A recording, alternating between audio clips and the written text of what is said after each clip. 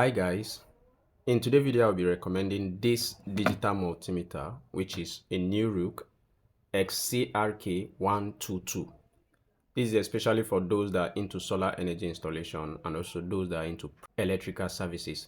In case you have difficulty in understanding the other types of digital multimeter, then this is one of the best digital multimeter you should go for, because using this digital multimeter for the past 1 or 2 weeks, I say is one of the best and easy to go with digital multimeter, because this digital multimeter works on auto option, and you can see it has LCD display. All the readings you will take will display on this very LCD screen, so there is no pointer for you to keep turning to AC voltage or to DC voltage whenever you want to take reading. And that's one of the reasons I'm recommending this digital multimeter, especially for novice or for people that have difficulty in understanding digital multimeter. This digital multimeter reads AC voltage, it reads AC current, it also reads DC voltage and DC current, and aside that, it also reads continuity, resistance, and capacitance.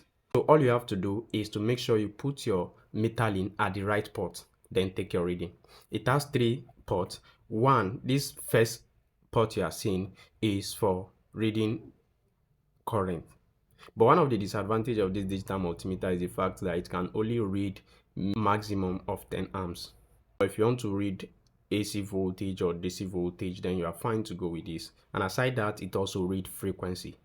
So for example, this is a fuse. Let's say this is a fuse and we want to check if there is still continuity in this very fuse, to see if the fuse is bad or not. So you don't have to do any selection. As long as it's showing auto, all you have to do is to take reading. So let's take reading using this cable as fuse.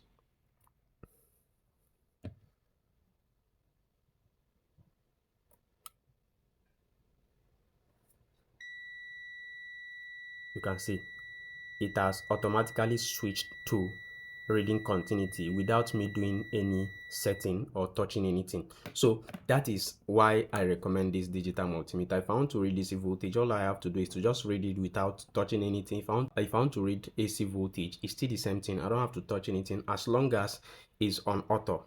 So here we have a socket which has an output from a modified sine wave inverter.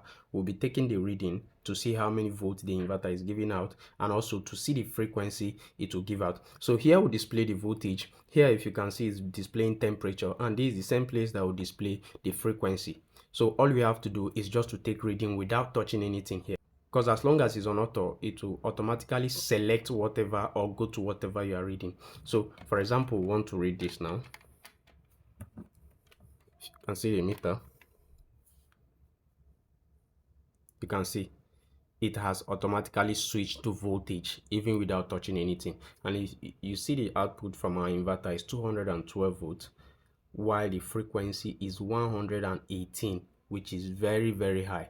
So I'm not sure if it's from the meter or it's from the inverter, because the modified sine wave inverter initially had a fault and we fixed it. But from here it's showing that the frequency is 118.8 hertz, while the output is 212 volts. So if you want to read DC voltage, is the same procedure. You don't have to change anything. The only time you change this red metering to this port is when you want to read current. But if you want to read continuity, you want to read voltage, you want to read capacitance, you want to read resistance, your 2 metering will remain at this port and the meter will select auto by itself.